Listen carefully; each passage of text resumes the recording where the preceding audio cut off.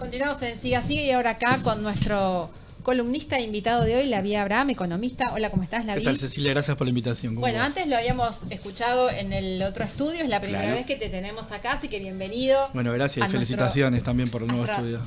A nuestro nuevo estudio. Claro. Bueno, aquí estamos. Ustedes siguen investigando y hay una variable que son los salarios que no aparece en las ecuaciones del ministro de Economía de la Nación y también lo que vemos en la provincia de Santa Fe no es muy satisfactorio. No dan muy buenos números, los números de los trabajadores y trabajadoras. No, la verdad que cuando uno escucha el relato oficial aparece completamente ausente la idea de la discusión salarial, la idea de cuánto tienen que ganar y cuánto ganan efectivamente trabajadoras y trabajadores, salvo para ajustar, salvo en el relato de que hay que achicar el Estado, que es destruir el Estado en palabras del propio presidente.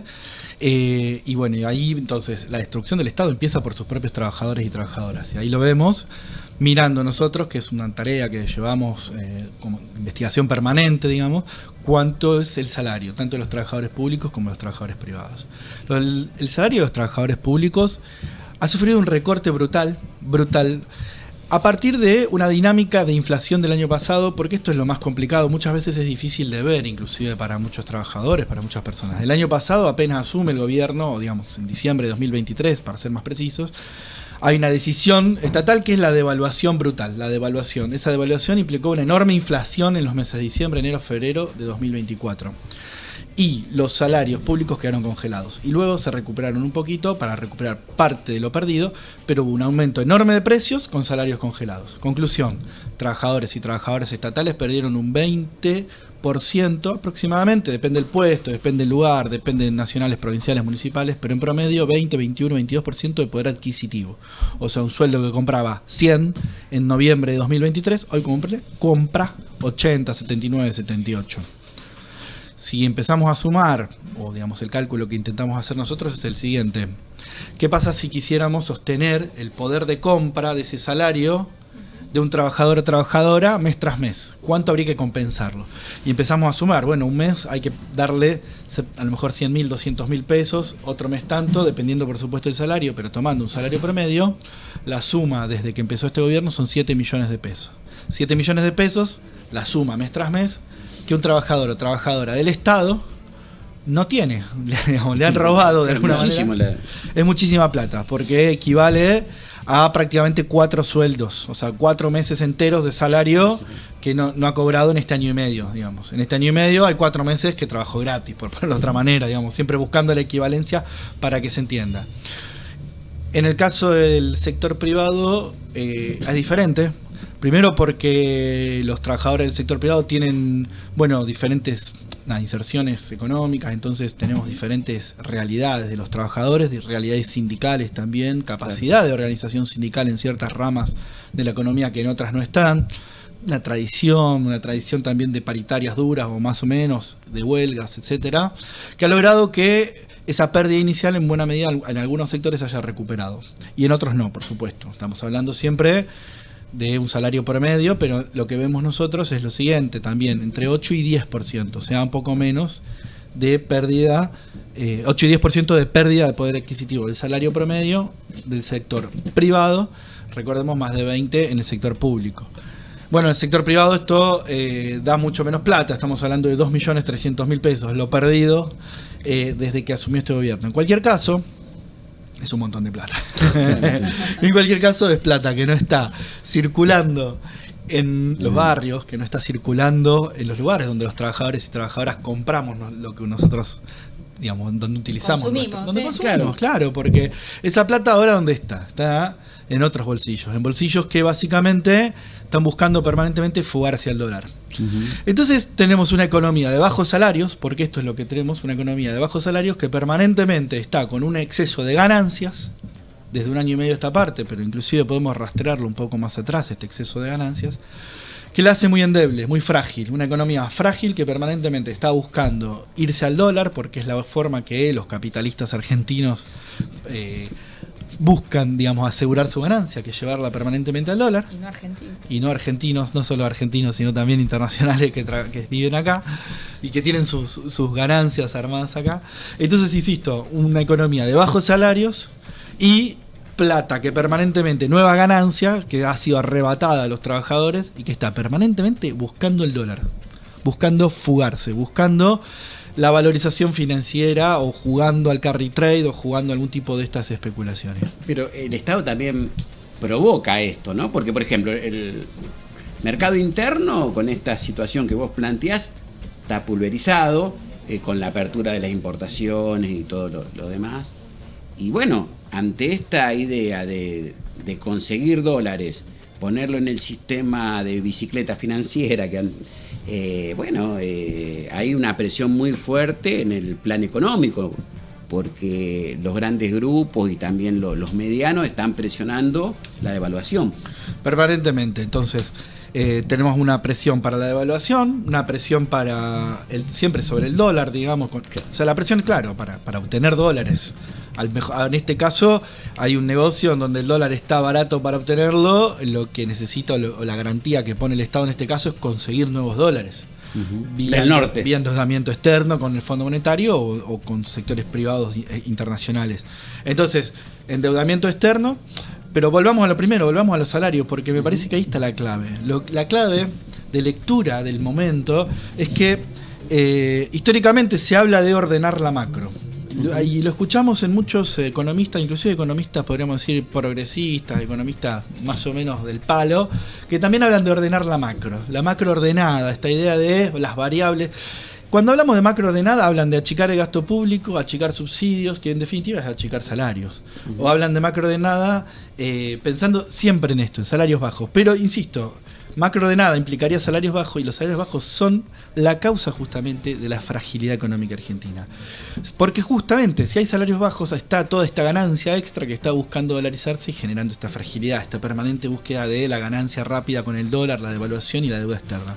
Entonces esta cadena causal empieza en los salarios y termina en una economía frágil, pero escuchamos que los salarios en general son la causa de los problemas. Siempre vamos a escuchar a economistas diciéndonos, el problema es que los salarios son muy altos, que los costos son muy altos, y lo que nosotros entendemos de una lectura diferente es que justamente salarios bajos son la causa de los problemas macroeconómicos. Salarios bajos implican bajo consumo, salarios bajos implican endeudamiento externo, salarios bajos implican fragilidad económica, salarios bajos terminan implicando una economía que no logra crecer y dinamizar y entrar en un círculo virtuoso de crecimiento. Pero ya no tienen tanto verso, porque en América Latina yo supongo que los salarios argentinos no son los más altos. No, ya no. Ya no.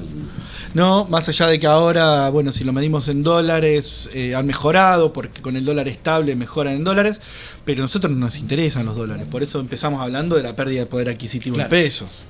Nos interesa ver que hoy Argentina es un país carísimo. Para los trabajadores es carísimo, es vivir, es muy caro. Para los turistas es caro. Para los turistas es caro, imagínate. Para todo el mundo Argentina es un país caro, más que nada para los argentinos y argentinas, que somos quienes estamos acá y no nos alcanza la plata porque todo nos resulta caro. Yo me pregunto por, hablando del salario, ¿no? Pero me pregunto la mirada del empresario, del pequeño y mediano empresario o del empresario en términos medios. Acá son generalmente esa la gente que más cantidad de gente emplea, digamos, o tengo entendido eso, ¿no? Sí, es así. ¿Qué piensan de esta situación, del salario, de la caída del consumo interno? ¿Cómo se paran ante esto? Es difícil porque, bueno, efectivamente para los pequeños y medianos empresarios el salario no es tan barato, o sea, les resulta oneroso, como les resulta caro todo en Argentina. Paradójicamente un salario que, insisto, no le alcanza a los trabajadores, donde quienes están ganando más son las grandes corporaciones nacionales e internacionales, las que están presionando. Digo, como dato de color, el secretario de Trabajo de la Nación, no existe más el Ministerio de Trabajo, pero el secretario de Trabajo es de Techint. Claro. Es una persona puesta por una gran corporación ahí para presionar hacia la baja de salarios permanentes. Volviendo a tu pregunta, efectivamente hay una contradicción, porque salarios bajos implican un mercado interno deprimido. Este mercado interno deprimido lo vemos en los comercios, con los comercios que no les alcanza, que cierran, en los despidos, por supuesto. Y se produce una contradicción en muchos casos, o en algunos casos, no quiero generalizar para no caer, pero la contradicción es que efectivamente a muchos les gusta los salarios bajos, a muchos empresarios les resulta cómodo que los trabajadores estén luchando por llegar a fin de mes, que no puedan organizarse, que haya más dificultad para hacer un paro, inclusive a expensas de su propia ganancia. Claro. Inclusive en circunstancias en donde efectivamente este mercado interno deprimido los perjudica. Y los perjudica materialmente, pero ideológicamente están de acuerdo. Entonces, con este gobierno. Entonces hay una contradicción muy fuerte no quiero generalizar, pero existe en muchos empresarios pequeños y medianos que ven achicada su ganancia, pero están satisfechos con el rumbo ideológico de un gobierno que les habla a ellos. Sí, que cierre el INTI, que por ejemplo, que está en contra de las universidades. Pero... Claro, que está en contra de todo lo público, que quiere correr al Estado. Porque cuando entra el Estado, también hay que decirlo, el Estado disputa el poder económico. El poder económico en general lo tienen las grandes corporaciones en todo el mundo, no solo en Argentina, los grandes empresarios.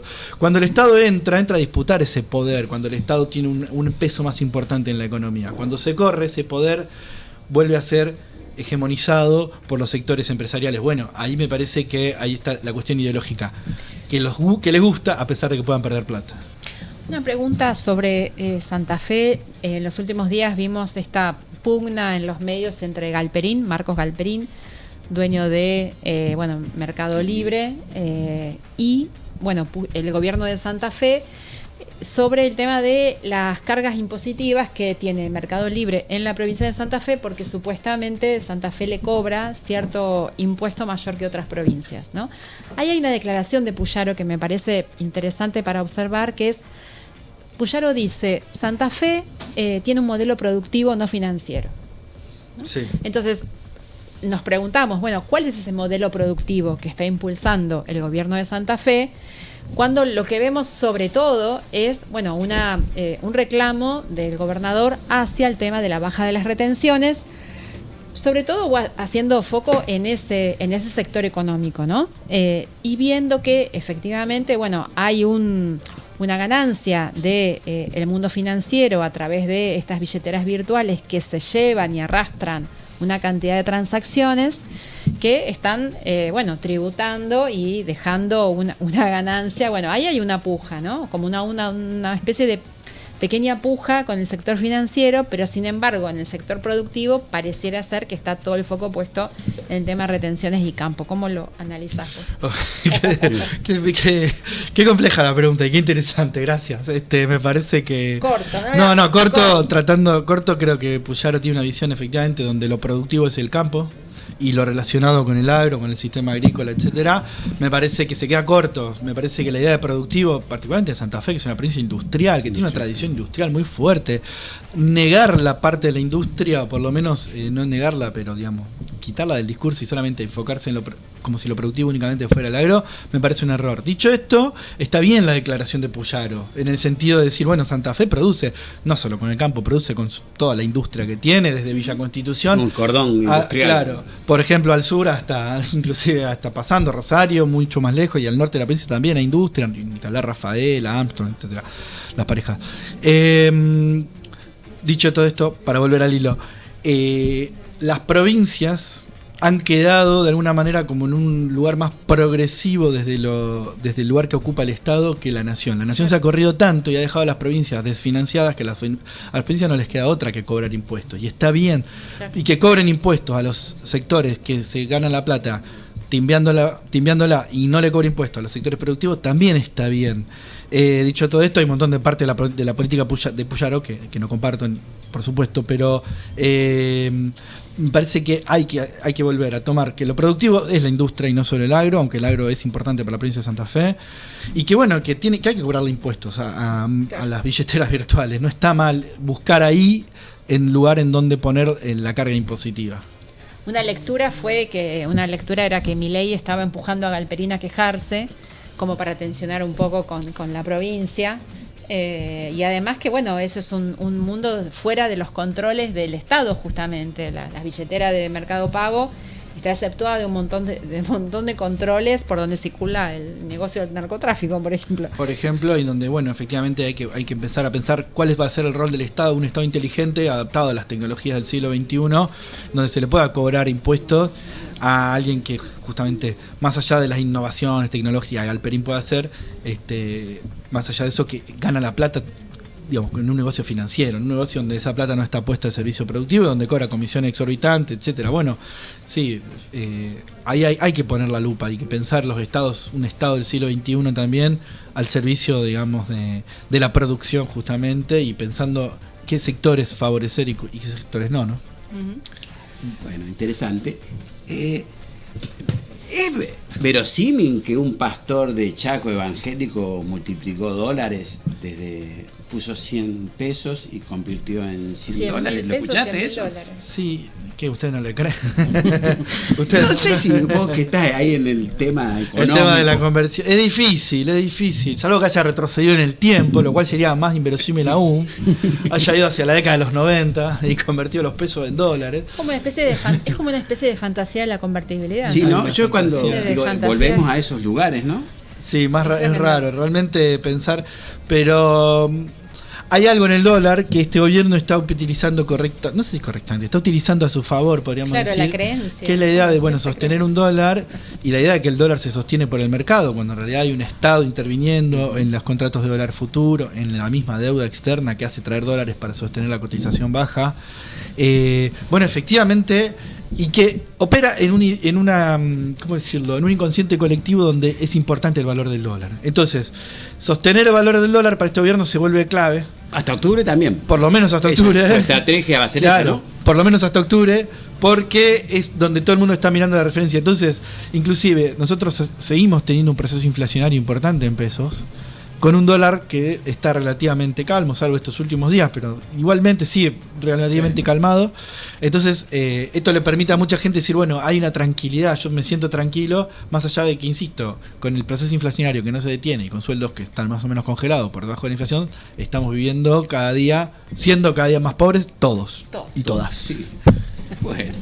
Pero por ahora sí, es como trabajar sobre el inconsciente cultural, de algún modo. Sí, está muy metido lo del dólar, ¿no? Que trabaja en esa fantasía de convertir los pesos en dólares como si fuera por las fuerzas del cielo. Realmente sí, y sin límite, ¿no? Por eso las tensiones también es interesante de seguir de cerca las tensiones, que estos extremos, fuera de toda, ya digamos que ética hace rato, ¿no? Del gobierno libertario, de avalar estas narraciones, le generan a gobiernos provinciales, a gobernadores que ven que tienen que hacer las cosas, que tienen que enfrentar estas políticas y se quedan con pocos recursos y no se enfrentan por ahora. Bueno, muchas gracias, Lavi. Muchas gracias por la invitación, muy amable, como siempre. Muchas gracias. Cuando quiera. Cuando quieras te esperamos de nuevo.